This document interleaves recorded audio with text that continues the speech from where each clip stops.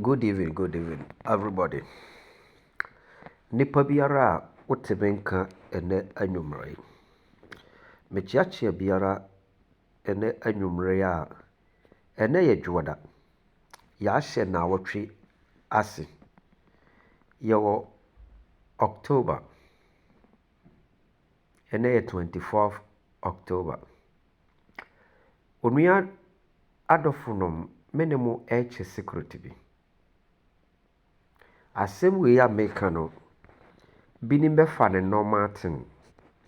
Binim so be taking it serious. Ba anyansafo wom die ebefa asem na meka ne serious. Cause already nyankopon no krobo ne so na sas no say me de asem na hinta anyansafo na mayi a kire nkokwa okasa abebuom. Mesro wonipa biara wa asase we so a woda na wodu ti susunwe so da no. Me kasa kire wo se ene anwumre. Ma wada yeso enye wo serious thing about your life. Wo dream. Ye wo dream ye wo vision ho. But I have to take wo vision ankasa serious. Die ntima meka saa asem wo ya kire wo. Enoma bebre ni ba yakwani ma ebeye problem emai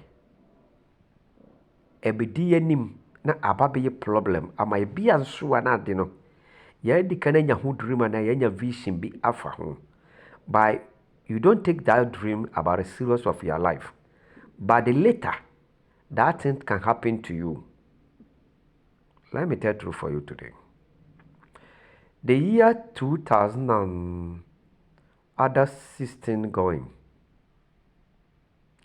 Na menyanye Italian passport.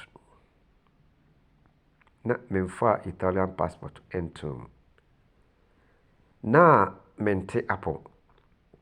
Na anytime biara medano. Menya dream no. Na meni mi sister. Meni ni wuklunga. By na meni nenya problem. Ko na meni net. Na nsembi sisi yenti opa ne toase. Ewo mabrabo so. Eka nsem bebre se me nuoma me de akọ Ghana ba kokura ni wa metima bi adwuma no.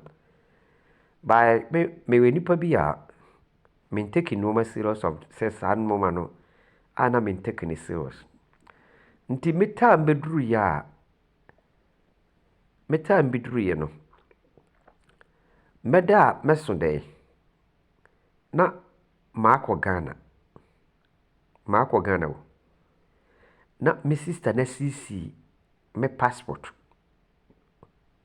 Na ne me ho abekire me wo Ghana enye easy. Me je ho ba bia de ne beto nsu anon kura na me ne bi.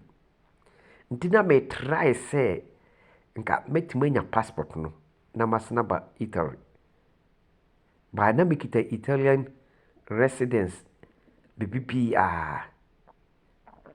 Can you imagine say me so de ne to so about pay 30 times or 20 times.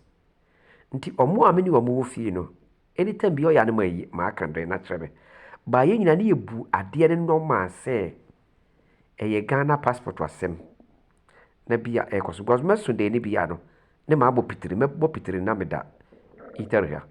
Nti ma me mfase ne normal nti be yare serious pa me wuye nyina ma doctor say omo de mo ambulance ba that time no mo say omo de mo kwose fridge.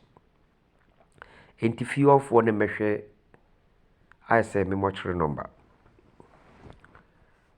But me pa cho I say ade de be ware me ma mo part 2. Me pese ase ne serious. Nti me part 2 ato aso.